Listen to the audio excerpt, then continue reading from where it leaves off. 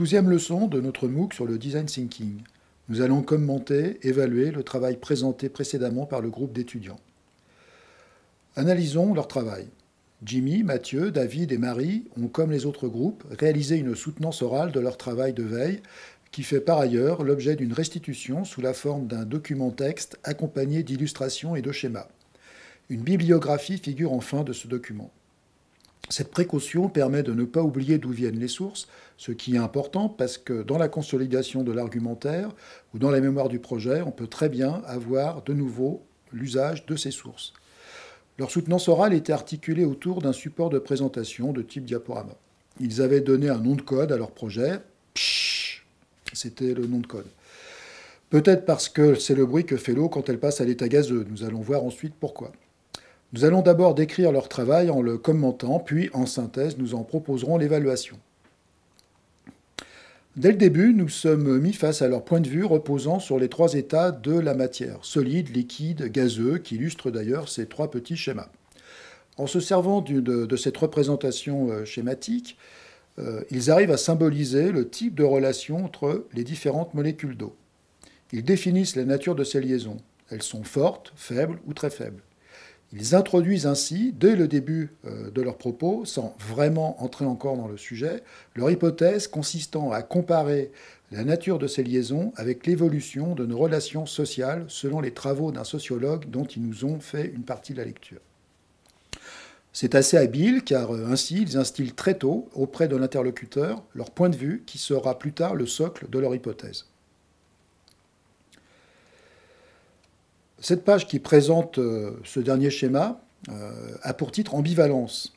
Il caractérise cet état particulier qui est le liquide, un état entre deux, qu'ils décrivent ainsi, comme l'eau se trouve entre deux états, solide et gazeux. Cette place explique que la matière est à la fois facilement déformable, mais également difficilement compressible. Elle cumule les propriétés des deux états, solide et gazeux. Les molécules sous forme liquide sont à la fois indépendantes et désordonnées, mais liées. Et l'eau est un ensemble de molécules formées de liaisons faibles, organisées, sans pour autant former un élément solide. Ce caractère ambivalent de la matière a été le point de départ de leur démarche de veille. Parlons maintenant de cette question de l'ambivalence physique qui confine à l'ambivalence culturelle.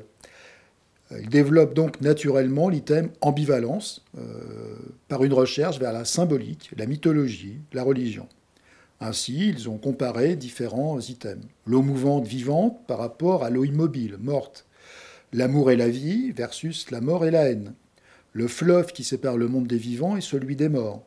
L'homme s'éloigne de l'eau, qui peut être destructrice, certes, mais pas trop, car elle est porteuse de vie aussi. Et la plupart des religions montrent que l'eau est à la fois destructrice et génératrice. Puis ils approfondissent l'état liquide comme état de passage ou de transition d'un état à un autre, comme pour toutes les religions monothéistes d'ailleurs. D'autre part, par rapport à l'apparition de l'hygiène, de cet usage particulier de l'eau, une autre explication de la notion de transition est abordée, celle qui permet le passage de la souillure à la pureté, c'est-à-dire du désordre à l'ordre. Les citations sont judicieuses comme celle de Mary Douglas, de la souillure, et de Jean-Paul Kaufmann, sur le désordre domestique. C'est à ce moment qu'ils exposent ce schéma qui résume ainsi leur parcours. Mais il semble que ce chemin n'ait pas donné vraiment suite. Et ce chapitre sur la notion de transition fut un peu long. Heureusement, arrive un autre item, l'évolution de l'organisation sociale. Il l'illustre par un dessin en relation avec le propos précédent qui introduit la notion de liquéfaction de la société. Il cite pour cela le sociologue polonais Zygmunt Bauman, qui, dirigé par le maître mot de la liquidité, explore dans l'amour liquide diverses phénoménologies du lien social, depuis la cellule du couple jusqu'aux relations géopolitiques, en passant par quelques réflexions sur l'ambivalence du tissu urbain, qui peut être facteur de liaison, mais aussi de déliaison, dans un monde de surproduction d'objets, de produits, de services. Puis il développe un constat sur les ordres sociaux qui formaient jadis la société et qui sont en train de se déliter depuis la fin du XVIIIe siècle. D'où le concept de société liquide. Il propose ce petit tableau qui oppose deux catégories de valeurs entre société liquide et société solide que je vous laisse découvrir.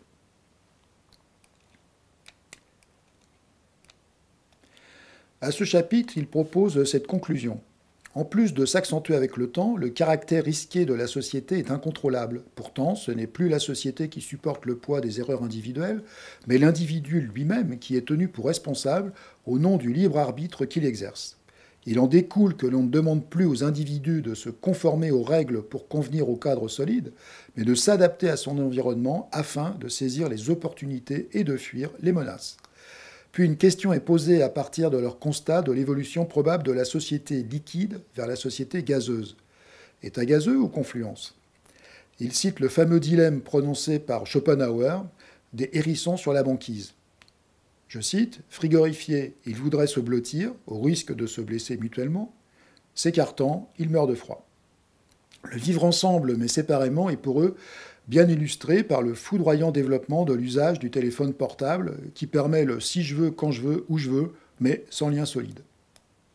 Il recherche ensuite des sociétés qui essaient de résister à ces tendances sociales, notamment par l'autarcie, mais qui génèrent le plus souvent des organisations totalitaires.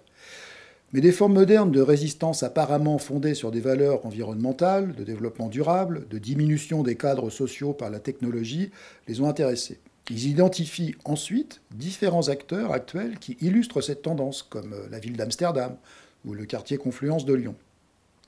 Ils investissent ensuite naturellement en profondeur la manière dont ce quartier intègre ces nouvelles tendances. De ce travail découlera des hypothèses de travail solides, dont celle qui a été choisie pour les phases finales du projet et qui trouvera écho auprès des acteurs institutionnels locaux concernés.